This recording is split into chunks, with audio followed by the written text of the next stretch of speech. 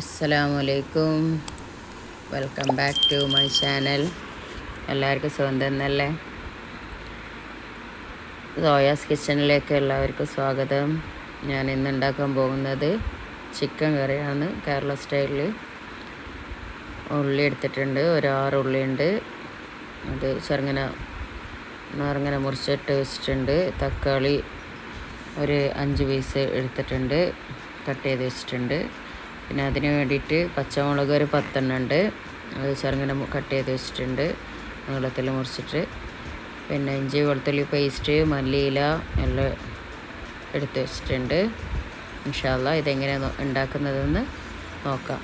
Okay, pan അടുപ്പത്ത് വെച്ചിട്ടുണ്ട്. അതിലേക്ക് സൺഫ്ലവർ ഓയിൽ ആഡ് ആക്കിയിട്ടുണ്ട്. ആവശ്യത്തിനുള്ള സൺഫ്ലവർ ഓയിൽ ചേർക്കാം.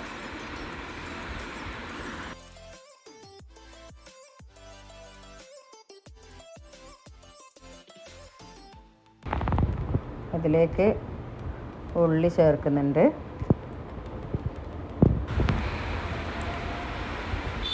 എണ്ണയിലേക്ക് ഉള്ളിയും തക്കാളിയും പച്ചമുളക്, ഇഞ്ചി വെളുത്തുള്ളി പേസ്റ്റ്, മല്ലിയില ഇതെല്ലാം ഒപ്പരിട്ടിട്ട് തന്നെയാണ് ഉണ്ടാക്കുന്നത്.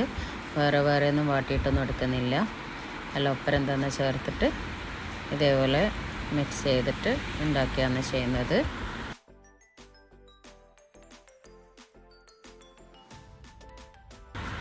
ഇതിലേക്ക് ഞാൻ കുറച്ചും കൂടി ഓയിൽ ചേർത്തിട്ടുണ്ട്. കുറച്ച് കുറവാന്ന് തോന്നി, അതുകൊണ്ട് കുറച്ചും കൂടി ചേർത്തിട്ടുണ്ട്. ഇനി ഇതിലേക്ക് നമുക്ക് സോൾട്ട് ചേർക്കാം. എന്നിട്ട് എല്ലാം കൂടി ഒന്ന് മിക്സ് ചെയ്തെടുക്കാം. എല്ലാവരും മസ്റ്റായിട്ട് ഉണ്ടാക്കി നോക്കണം. വെറുതെ യൂട്യൂബ് ചാനലല്ലേ സബ്സ്ക്രൈബ് ചെയ്യാൻ പറഞ്ഞതല്ലേ എന്ന് വിചാരിച്ചിട്ട് വെറുതെ നോക്കിയിട്ട് പോകാനൊന്നും പാടില്ല. എല്ലാവരും ഒന്ന് ട്രൈ ചെയ്ത് നോക്കണം. ഇതുപോലെ മസ്റ്റായിട്ട് ഉണ്ടാക്കിയിട്ട് നോക്കണം. എന്നിട്ട് ടേസ്റ്റ് എന്തൊക്കെയാണെന്ന് നോക്കിയിട്ട് കമൻറ്റ് ചെയ്യണം. നമുക്കിനി ഇത് മൂടി വെച്ചിട്ട് വാട്ടിയെടുക്കാം. വാടി വന്നിട്ടുണ്ട്, ഗോൾഡൻ കളറായിട്ട് വന്നിട്ടുണ്ട്. ഇനി ഇതിലേക്ക് നമുക്ക് പൊടികളെല്ലാം ചേർത്ത് കൊടുക്കാം.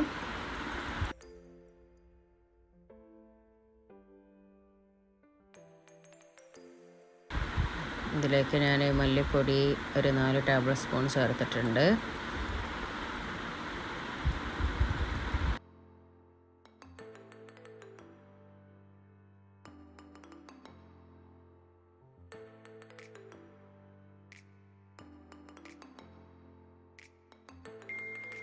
മുളക് പൊടി ഒരു 3 ടേബിൾ സ്പൂൺ ചേർക്കുന്നുണ്ട്.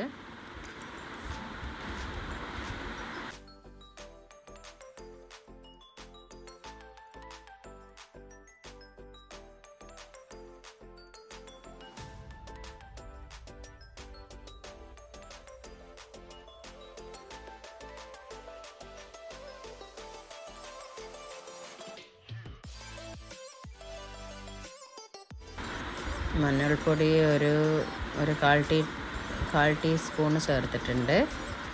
പിന്നെ അതിലേക്ക് നമുക്ക് കുരുമുളക് പൊടിയും കൂടി ചേർത്ത് കൊടുക്കാം. ഒരു 3 ചെറിയ സ്പൂണിലാണ് ഞാൻ ചേർക്കുന്നത്.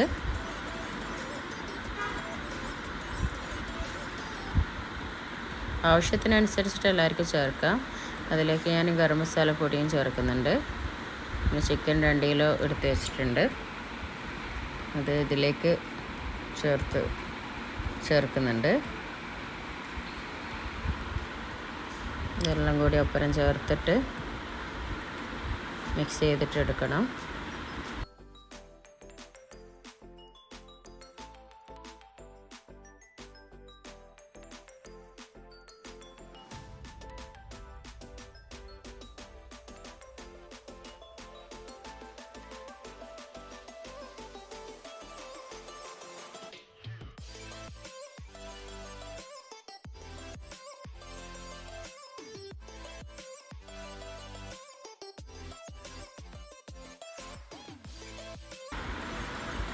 ഇതേപോലെ എല്ലാം ഒപ്പരിട്ടിട്ട് മിക്സ് ചെയ്തെടുക്കുക. നല്ലോണം മിക്സാക്കി എടുക്കുക. കുറച്ച് ഫ്ലെയിം കുറച്ച് വെച്ചിട്ട് ചെയ്യണം, കാരണം ഈ മല്ലിപ്പൊടിൻ്റെയും ഇതിൻ്റെ പച്ച മണം മാറുന്നത് വരെ ഫ്ലെയിം കുറച്ച് വെച്ചിട്ട് ചെയ്യുക. എന്താ വെച്ചാൽ ഫ്ലെയിം കൂട്ടിക്കഴിഞ്ഞാൽ കരിഞ്ഞു പോകാനുള്ള ചാൻസ് ഉണ്ട്. അതുകൊണ്ട് എല്ലാവരും അത് ശ്രദ്ധിക്കണം. ഫ്ലെയിം കുറച്ച് വെച്ചിട്ട് ഈ പച്ച മണം മാറുന്നത് വരെ ഇതേപോലെ മിക്സ് ചെയ്ത് എടുക്കുക.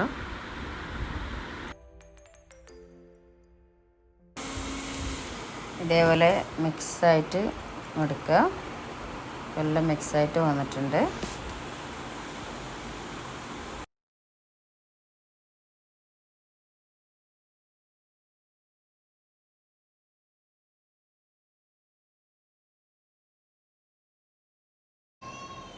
നല്ല വഴറ്റി വെച്ചിട്ടുണ്ട്.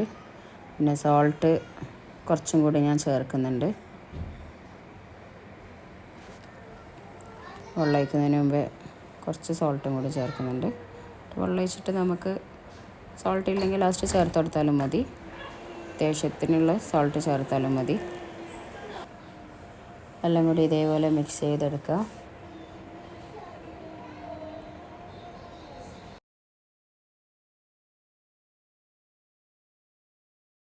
എന്നിട്ട് അതിലേക്ക് തിളച്ച വെള്ളം ചേർത്ത് കൊടുക്കുക.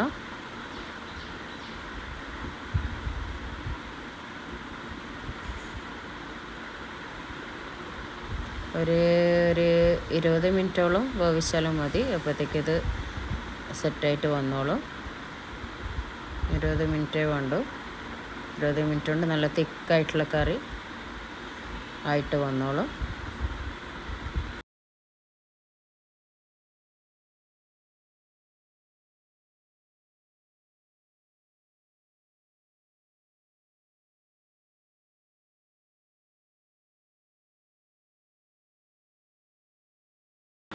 ഇതിലേക്ക് മല്ലിയില ചേർത്ത് കൊടുക്കുക. മല്ലിയില ഫസ്റ്റും ചേർത്തിട്ടുണ്ട്, പിന്നെ ഞാൻ ചേർത്ത് കൊടുത്തിട്ടുണ്ട്. മല്ലിയില നല്ല സാധനം, ക്യാൻസറിന് വരെ ഫൈറ്റ് ചെയ്യും. അതുകൊണ്ട് മല്ലിയില ചേർക്കുന്നത് നല്ലത് തന്നെയാണ്. ഇനി നമുക്കിത് മൂടി വെച്ചിട്ട് തിളപ്പിക്കാം. ഒരു 20 മിനിറ്റോളം തിളപ്പിക്കണം.